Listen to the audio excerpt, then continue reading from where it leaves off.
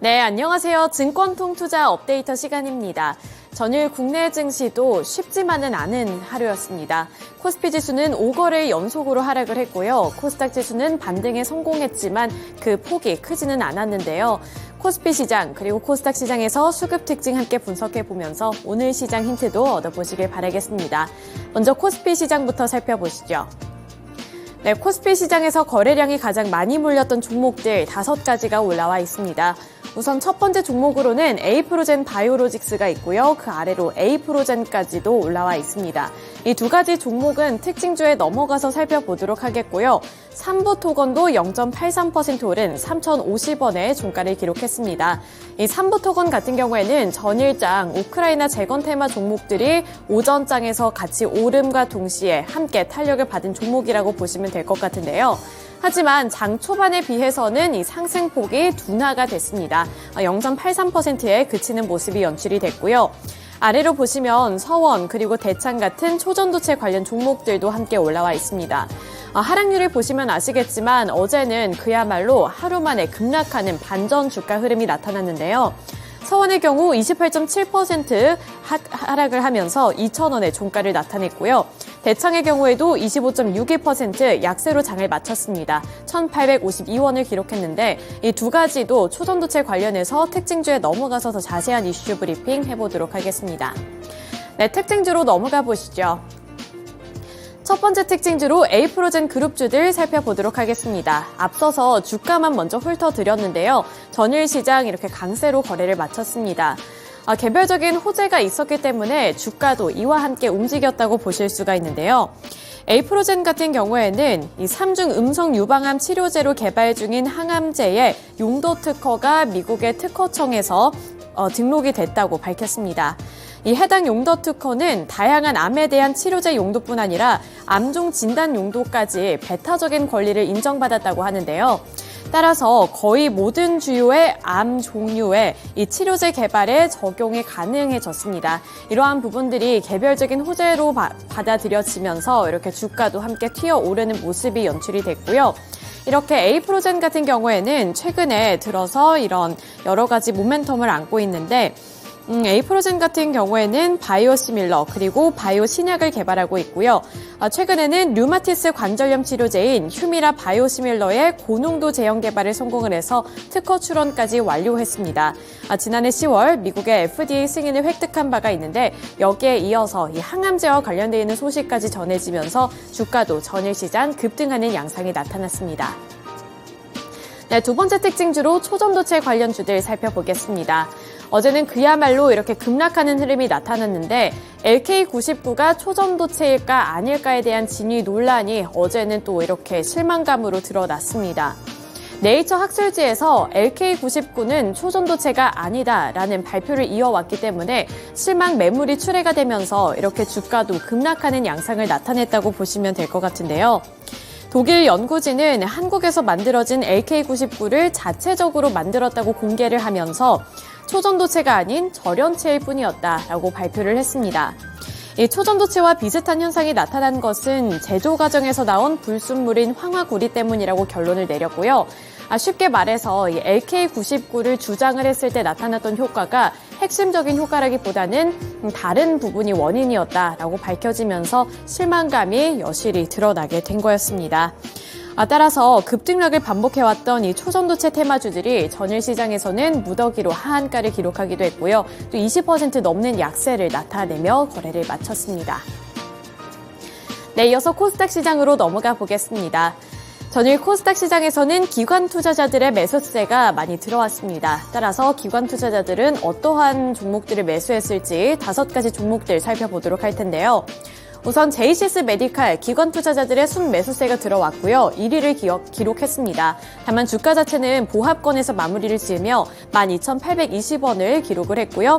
아래로 HFR이 22.17%, 제이오가 12.22%, 주성 엔지니어링이 4.99%, 그리고 ISC가 5.36%의 상승률을 나타냈습니다.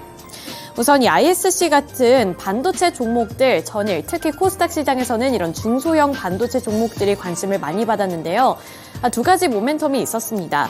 우선 정부에서 AI 반도체를 집중적으로 지원한다는 소식을 전해왔고요. 또 여기에 이어서 SK하이닉스가 우리나라에 HBM 공장을 증설을 한다, 생산 라인을 증설한다라는 소식까지 전달이 되면서 HBM 관련 종목들 그리고 반도체를 향한 투자 심리가 개선이 됐습니다.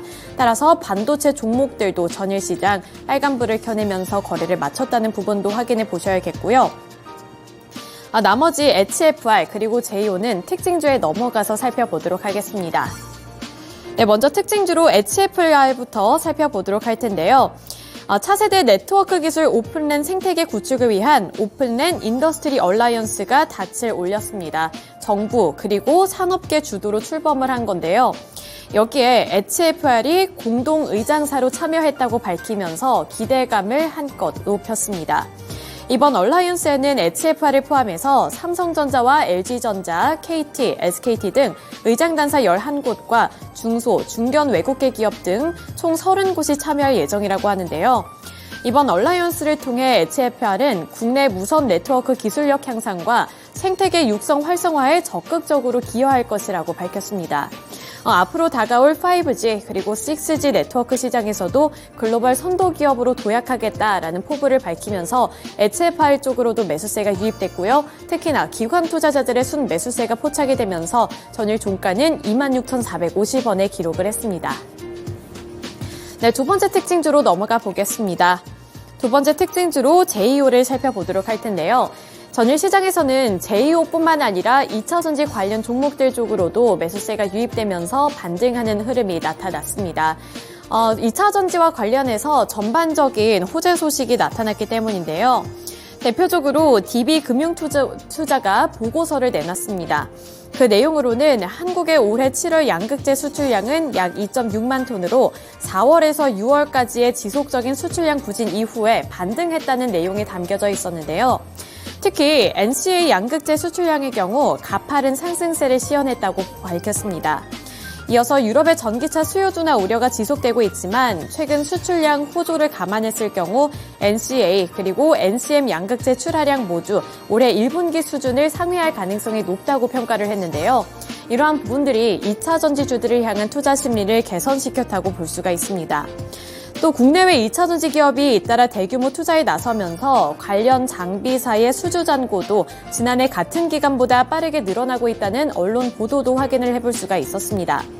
올해 들어서 배터리 기업의 시설 투자가 경쟁적으로 이어지고 있고 이러한 계획이 내년까지 줄줄이 예고가 되어 있기 때문에 예상해볼 수 있는 수혜도 상당하다고 본 거고요. 또 장비사들의 수주 현황은 적어도 2024년 말까지는 지속될 것으로 보고 있습니다. 여기서 한 가지 모멘텀을 더 살펴보도록 하겠습니다. 실리콘 음극재와 관련되어 있는 이슈도 확인해 보셔야 될 것 같은데요. 테슬라와 포르쉐 같은 해외 기업뿐만이 아니라 SK, LG, 그리고 포스코 등 국내 주요 기업들도 실리콘 음극재를 차세대 소재로 삼고 있다고 합니다. 실리콘 음극재를 사용할 경우 충전 시간을 획기적으로 단축시킬 수 있다는 장점을 갖고 있기 때문에 실리콘 음극재 또는 음극재로 관련되어 있는 종목들까지도 함께 탄력을 받아 나가는 모습이었고요. 제이오 같은 경우에도 음극재 관련주로 분류가 된다는 점 투자 포인트로 잡아보셔야겠습니다. 이 두 가지 모멘텀이 맞물리게 되면서 2차 전지주들 쪽으로 매기가 확산이 됐고 그 안에서도 제이오가 관련 종목으로 분류가 되면서 전일 시장 12% 넘게 올랐고요. 종가는 33,300원을 터치했습니다. 네, 이렇게 코스피 시장 그리고 코스닥 시장에서의 특징주들까지 함께 알아봤고요. 오늘 금요일 시장은 어떠한 특징주에 눈여겨보면 좋을지 오늘은 다울투자증권의 이성웅 차장 연결 통해서 들어보겠습니다. 네, 차장님 안녕하세요. 네, 안녕하십니까? 네, 전일장 수급 특징 함께 분석해봤습니다. 오늘 시장 눈여겨보면 좋을 만한 특징주는 어떤 게 있을까요? JYP에서 말씀을 좀 드리는데요. 우선 주가 측면에서는 약간의 변동성이 좀 나오고 있는 시장이지만, 결과로 본다고 하더라도 우상향 방향으로 계속, 진행될 가능성이 높다라고 좀 생각이 되고 있고, 우선 2분기 실적이, 원래는 영업이익의 추정치가 한 490억 이상은 좀 됐었는데, 실제적으로 457억이 나왔죠. 약간 비용적인 측면이 발생을 좀 했긴 했지만, 제가 본다고 하더라도 내용은 그 전에 추정을 했던 그대로 잘 나오는, 현재 상황으로 가고 있다라고 좀 생각이 되고 있는데, 우선 앨범 누적 판매량, 지금 이제 스트레이키즈죠. 정규 3집에 대한 판매량 같은 경우에도 이 500만 장을 돌파하면서 음반 산업 매출액이 그 최대 실적을 지금 기록했습니다. 여기에 지금 트와이스 월드 투어나 미주의 일본 공연처럼 이 오프라인 수익 쪽에서도 잘 나오고 있는 부분이 증명이 됐기 때문에 우선 그 JYP 엔터에 대한 뷰는 변하지 않고 이 부분은 하반기 때도 계속 지속될 가능성이 크다라고 좀 생각이 되고 있고요. 지금 현재 본다고 하더라도 이제 가장 좀 더 기대가 되는 게 미국 걸그룹이죠. 이 오디션 8K 같은 경우가 지금 이제 회당 이제 100만 이상의 조회수를 기록 중이기 때문에 이 미국에서의 이 성공에 대한 기대감이 크다라고 좀 판단되고 있습니다. 그러면서 지금 JYP 엔터의 올해 영업이익에 대한 기대감은 점점 큰 상황이고요.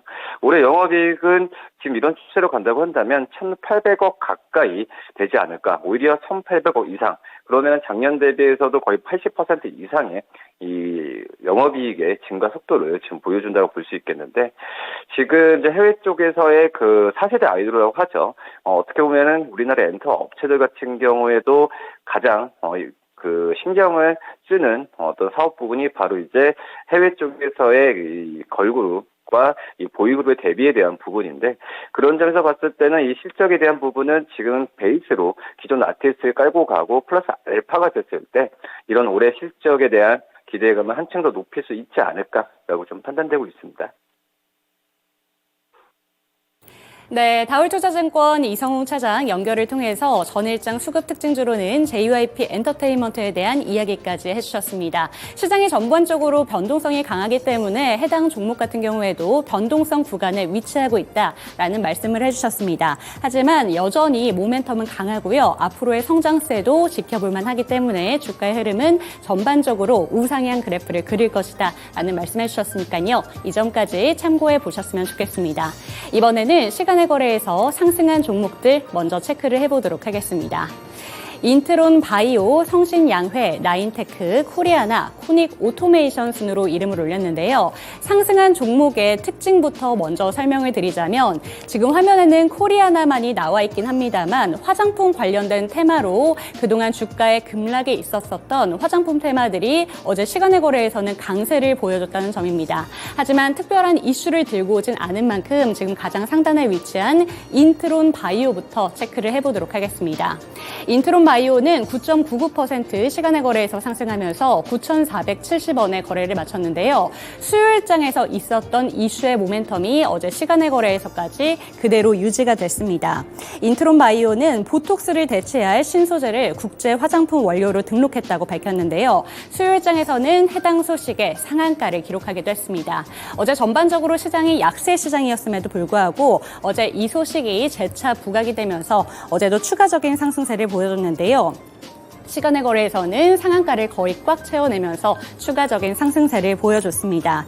인트론 바이오 연구소장이 특히나 이 해당 신소재가 기존 보툴리눔 톡신의 부작용을 극복할 수 있는 신소재다라고 밝히면서 매수세가 몰렸기 때문에 앞으로도 주목해 보시면 좋을 것 같습니다.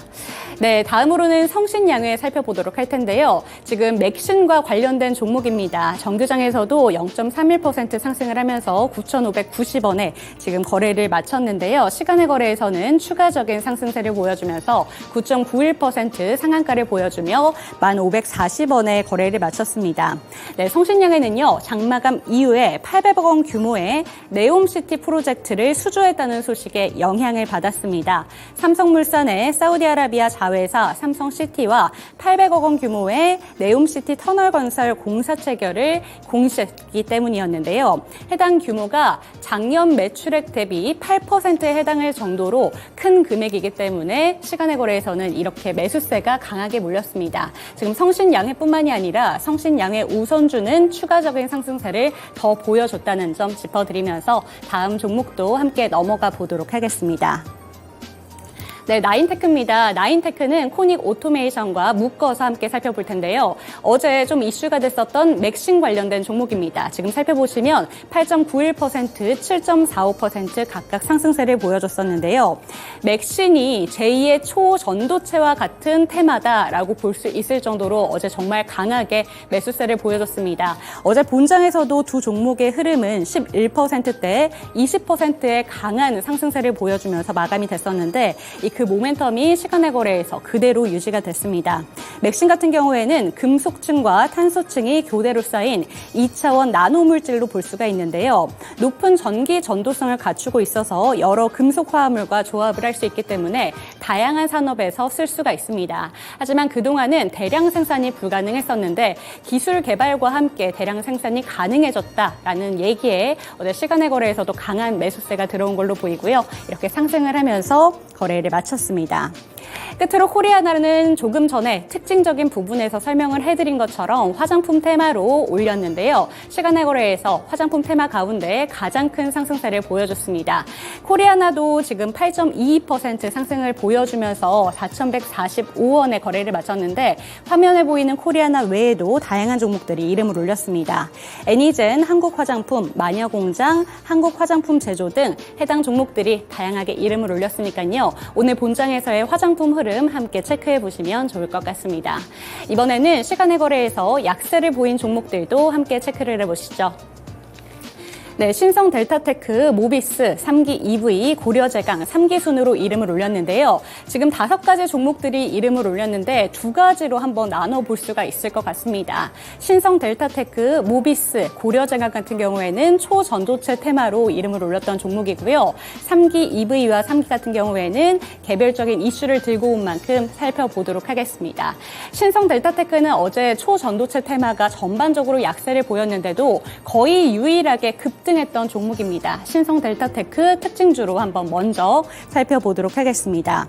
신성 델타테크는 그동안 초전도체 테마의 대장주 역할을 해내면서 주가의 흐름이 최근 상승세만 보더라도 오거레일이나 상한가를 기록했던 종목이기도 한데요. 어제 초전도체가 아니다, 불순물에 불과하다라는 네이처의 보도 속에서도 어제 15%대의 급등을 보여줬습니다. 15.19% 본장에서 상승하면서 59,900원의 거래를 마쳤습니다. 는데요. 시간의 거래에서는 어제 공시에 의해서 영향을 받으면서 7.01% 빠졌습니다. 55,700원의 거래를 마쳤는데 투자 위험 종목으로 지정이 됐고요. 오늘 하루 동안은 매매 거래가 정지된다는 소식에 이렇게 매도세가 몰렸습니다. 그리고 고려제강과 모비스도 동반 약세를 보이며 초전도체 테마 어제 시간의 거래에서는 약세를 보였다는 점 먼저 짚어드리겠습니다. 3기와 3기 EV 다음 종목으로 함께 체크를 해보도록 하겠습니다. 3기 EV는 3.42%, 3기는 3.09% 빠지면서 지금 시간의 거래에서 약세를 보였는데요. 어제 본장에서는 무상증자 소식을 전하면서 급등을 했던 종목입니다. 어제 본장에서의 흐름을 살펴드리자면 해당 종목은 26%, 12%대의 급등을 보였었는데 그동안 상당량의 매물량이 쌓였던 만큼 시간의 거래에서는 차익 실현 매물이 강하게 빠져나왔습니다.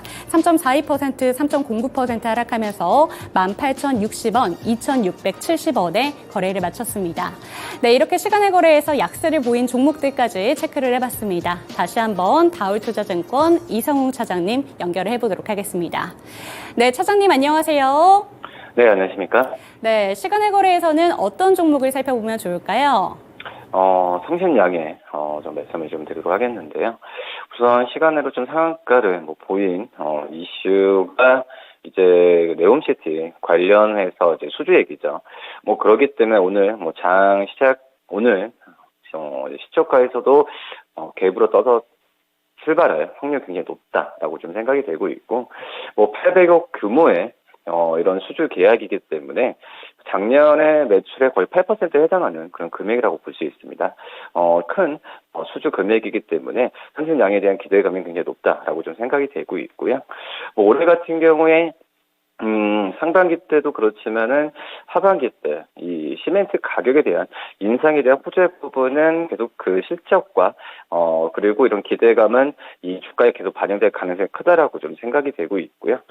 지금 현재 본다고 하더라도 이 성신양해가 뭐 시멘트 사업 부분도 그렇지만은 레미콘 부분, 그러니까 비시멘트 계열 쪽에서의 이 여러 가지 그 사업 쪽에서의 그 경기 전망 여러 가지 그 분분하다고 좀 볼 수 있겠습니다. 뭐 비시멘트 계열 뭐 자회사로 본다고 하더라도 뭐 유류, 뭐 서비스업, 식음료, 그러니까 시멘트 쪽뿐만 아니라 비시멘트 사업을 같이 영위하고 있기 때문에 그 전에 이제 말씀드렸던 이제 경기 상황에 의한 주가에 대한 불안한 흐름 부분 같은 경우에는 많이 분산되는 효과가 나오지 않나라고 좀 생각이 되고 있고, 올해 보던 2분기 쪽도 그렇지만은 이 시멘트 가격 인상에 대한 실적에 대한 기대감 부분 같은 경우는 이 하반기 때도 이어질 가능성이 크다라고 좀 생각이 되고 있고, 물론 이제 건설 경기에 민감할 수도 있겠지만은 우리나라보다도 이 네옴시티 같은 해외 쪽에서의 경기에 대한 기대감을 더 가져간다면은 저는 성신양해에 대한 시멘트 업종 안에서도 가장 탑픽으로 좀 말씀드리도록 하겠습니다. 네, 전일장 수급 특징주로는 성신양해에 대해서 짚어주셨습니다. 네, 오늘도 좋은 말씀 감사드립니다. 네, 감사합니다. 네, 성신양해 같은 경우에는 작년 매출액의 8%에 해당될 정도로 정말 큰 규모의 공사를 수주했다는 소식에 어제 시간의 거래에서 정말 상당한 강세를 보였습니다. 최근 글로벌 증시 전반적으로 모멘텀이 좋지 않은 상황인데요. 그럼에도 불구하고 개별적인 이슈를 갖고 온 기업들 잘 살펴보시면 정답은 있습니다. 오늘도 저희 증권통과 함께 하시면서 수익률 확실하게 챙겨가셨으면 좋겠습니다. 네, 드디어 금요일이 찾아왔습니다. 불금인 만큼 오늘 저녁은 수익률 꼭 챙겨가셔서 맛있는 거 드셨으면 좋겠는데요. 오늘 저녁은 치킨당!